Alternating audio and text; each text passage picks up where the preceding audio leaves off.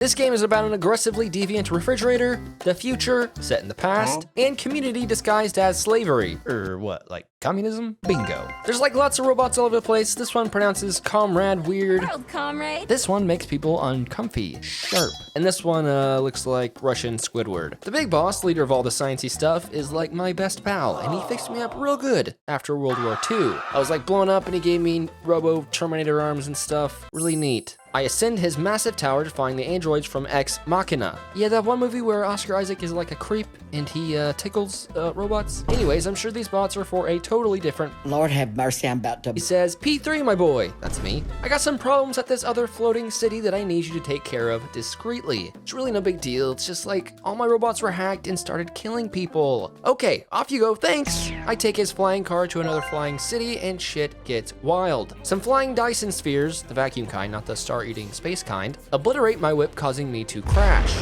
I wake on the ground and everything is pretty tore up. I use my magneto glove to acquire my first weapon. Oh my god, this is sick. I go ballistic on these dick butts and their impossibly black mustaches. And then I hit this pig. I don't know why, and now I kind of feel bad about it. Anyways, I'll wind up at sweet old Granny Zena's place. She's just like this kind old feeble-looking babushka, and then it turns out she totally fucks. She shoots like everything. However, this long-armed Big Daddy shows up and ruins the fun. I get knocked into the elevator, leaving my new best friend to probably die. Aw, Granny Zena. I let a quick stoke and suck it all down in one puff. Damn, P3 is cool. I start exploring this underground facility, and this poor gent gets sucked away by Japan's best nightmare. Yes, long squirmy tentacles. Eventually, P3 comes across this purple-haired girl with, strong legs. And she's like saving people. She's a doctor. Well, a neurosurgeon, but we'll get more into that in a minute. A black-suited robot busts in to ruin the fun. Homeboy has laser beams for eyes and a passion for murder. I say, bring it on, bitch. This is Terminator 2, and it's your judgment day. I take him out with my trusty axe. Then we come across the wildest baddie in the game. Oh, what a stud! Let me tie you to the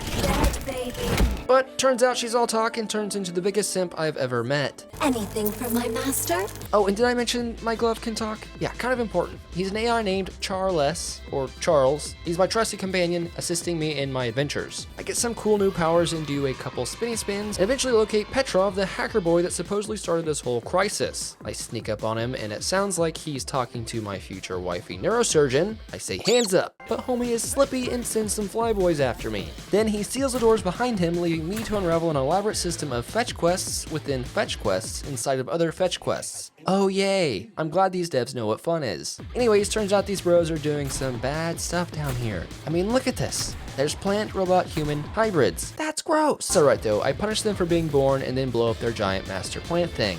Also, plants as enemies, let's just stop doing that. They're not cool and they're not scary. But what about Cactar from Final Fantasy? Shut up.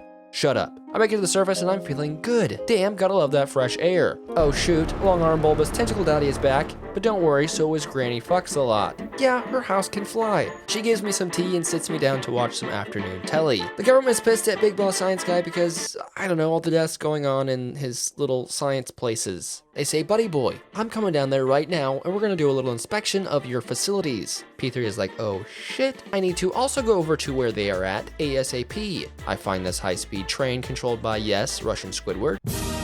However, my relaxing ride is interrupted by that Incredibles robot. I guess he got sick of getting destroyed by Big D and decided to try his luck in the motherland. He derails our train and forces me into a 1v1. Oh, crispy critters. It's cool though. At this point, I'm literally Russian Rambo, and I pound the twirling little ball with enough force to get Elastigirl pregnant and an entire universe away. I make my way into Science Boss Guy's facility, solve more puzzles, and reconstruct this robotic woman, which they're supposed to help like enable drill mode for this specific place so the government doesn't die when they enter, which was totally not worth the trouble because the government dies when they enter. P3 is with them, and then he blacks out and wakes up to everyone in pieces all over the room. Definitely not suspicious, but we'll get to that in a minute. Then we see an oddly sensual scene between two twin robots slicing each other open with unicorn horns. Dude, Russian culture is so weird. Anyways, the ballerina's sexy dance summons this blood-red hell creature that's actually like long-term data storage in physical form. My glove, Charles, also throws it out there that the Big Boss Science Guy's best friend, Professor Sheraton Zakharov, was also absorbed by the same blood red hell creature. Kind of an odd thing to just throw out there. Hint, hint. We get word on where Hacker Man from earlier is located. I pack all my shit and blast off in my spiffy new ride.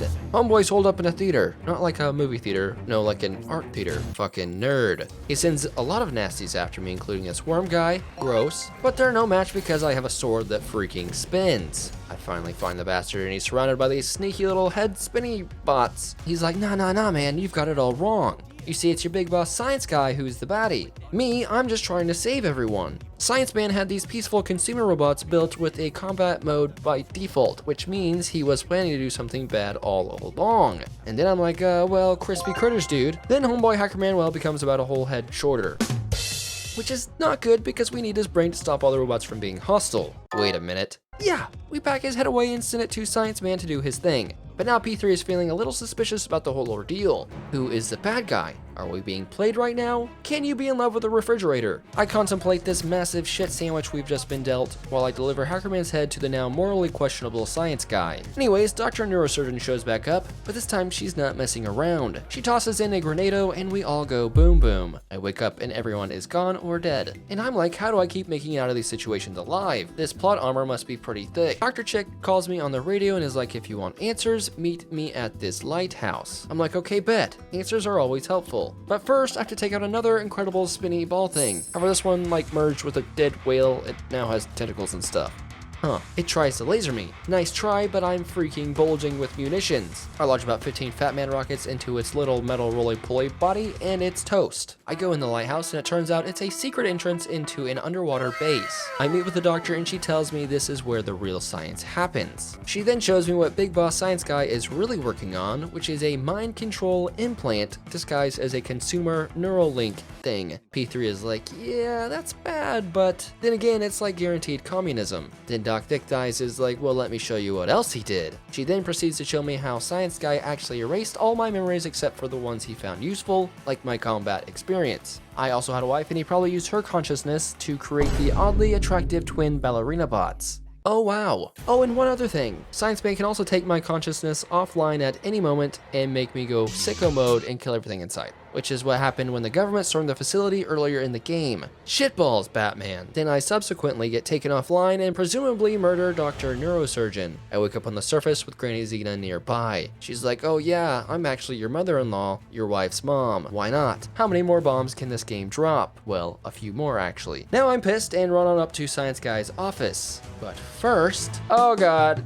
Yes, mommy, step on me. Just kidding, I totally fucked them up. You ain't no wife of mine. Then I pop old man Science in the belly. Ooh, that looks bad. Then it's revealed that my glove is not an AI at all, but Sheraton Zakharov's consciousness. Yes, that dude that was mentioned earlier who also got omega sucked by the blood red devil jelly. Then my glove paralyzes me with the shockies and slithers off to become one with the goo. Damn, dude's got some cake though. Then there's a small cutscene that seems to indicate that P3 is not fully dead, and neither is his wife. Hey, handsome fellow or lady fellow, you should subscribe because I love you. And if you have questions about this incredible journey we've been on, then join the Discord in the description. Okay, bye.